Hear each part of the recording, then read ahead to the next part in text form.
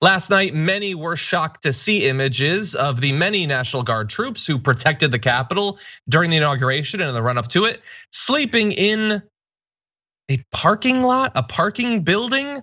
Let's take a look at this. That is not like as bad as seeing the soldiers in the Capitol to begin with, seeing them then being seemingly ignored, if not cast aside there.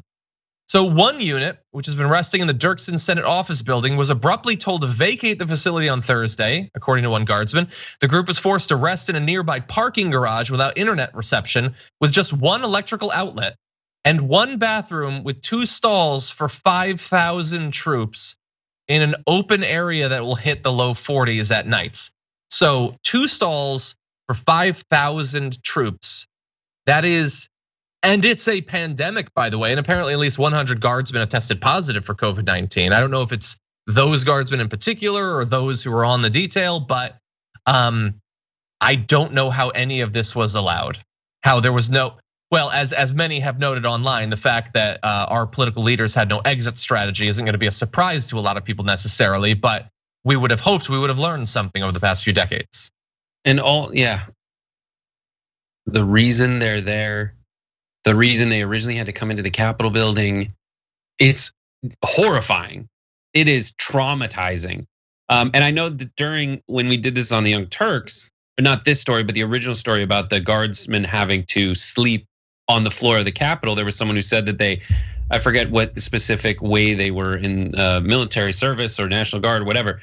They said that they've had to sleep a lot of different places, looking up at the sky in scary lands or whatever, but could not imagine what it must be like to have to sleep on the floor of the Capitol building and open your eyes and say, this is where I'm at. And this is where we're at as a country now. This is the closest that we have come in a very long time to that Handmaid's Tale scene where everything suddenly goes terrible, beyond the point of no return. And they were there to help protect us from that in a very provable way, in a very obvious way. And add to that all the other layers of that where we were worried about whether they were having to do like more scrutiny to find out whether the people in the National Guard had fallen prey to the cynical forces of QAnon harnessing politicians. Having that extra, like almost like a level of paranoia that set in made it worse. And then as you'll point out later, the people who took advantage, who are still pretending to be blameless from that and try to score political points off it, make you want to throw up. Yeah, 100%. Yeah, I remember seeing that about the looking up and realizing the building you have to protect isn't, in the green zone of, Baghdad, but in the green zone of DC. And I know a lot of people are acknowledging like soldiers are used to this, they can sleep in a lot of places, sure, and they shouldn't have to. They're used to getting shot at, that shouldn't happen here either. And like the fact that there was no prep for this, we spend so much money. Yeah, it's the National Guard. It's people who there's like a specific like vein of the military that is there's National Guards, just people from around there who want to help out. Exactly. Now, thankfully, there was some pressure put on the military and our political leaders to do something about this, including from some good elected leaders. I want to spotlight a few. One is Representative Alexandria Ocasio-Cortez, who responded to it saying, "Yeah, this is not okay. My office is free this week to any service members who'd like to use it for a break or take a nap on the couch. We'll stock you up on snacks for all of you too. We're in the middle of moving offices and it's a bit messy, so don't judge, but make yourself at home." Obviously, that's not a lot of space for them, but she's offering what she can. Tammy Duckworth, who's a vet, said, "Unreal, I can't believe that the same brave service members we've been asking to protect our Capitol and our Constitution these last 2 weeks would be unceremoniously ordered to vacate the building. I'm demanding answers ASAP. They can use my office."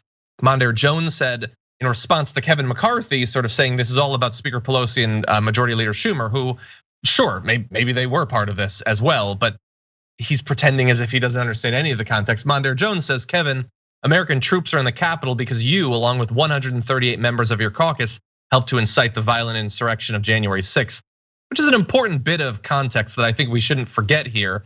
Now, thankfully, because of the popular outcry and the fact that some good leaders in elected office made a big deal out of this. They have now been allowed back into the Capitol as of last night, hours after they were forced to vacate. So there was a quick response. It was quickly resolved. We will see what happens. I don't know at this point how long they're expected to be staying in the Capitol. I would imagine not much longer, certainly not at the numbers they're at right now. But this sort of thing can't be allowed to happen again. Yeah, it is. And just that Kevin McCarthy thing was what I was talking about earlier, where people are trying to score political points. And it's just this, it's that feeling that we all have to have, where we look at Kevin McCarthy and say, you don't get to talk anymore. Your talk almost led to the downfall of American democracy in a very real way. You don't get to do stuff like that anymore. Why? Because the stuff you were warning us about is fake. When you say socialism, communism, all that stuff, that's fake. All the stuff we're talking about, that we're concerned about, is real. People not being able to feed their families, people not knowing if they're gonna have a job literally ever again because of the way, the way that the economy and the jobs market is tangibly changing after this. They don't know if the skills that they have are ever going to be applicable again. And you're like, you're making people sleep in a parking lot. Why? When you know the answer. The thing you're warning us against is fake. The answer is you. The answer is you and everybody that you whipped into a bloodthirsty frenzy for nothing, literally nothing, for a pedophile ring in a pizza parlor that didn't exist, didn't have a basement to exist in. You're done. Totally. You're absolutely done. I used to do a segment on the old Current show that was called "You're Done." Like I feel like the coach who's just watched someone like lose the game for the entire team. You don't get to play. You're sitting on the bench. You're done. We need to bring that back, Brett. You're done. So stupid.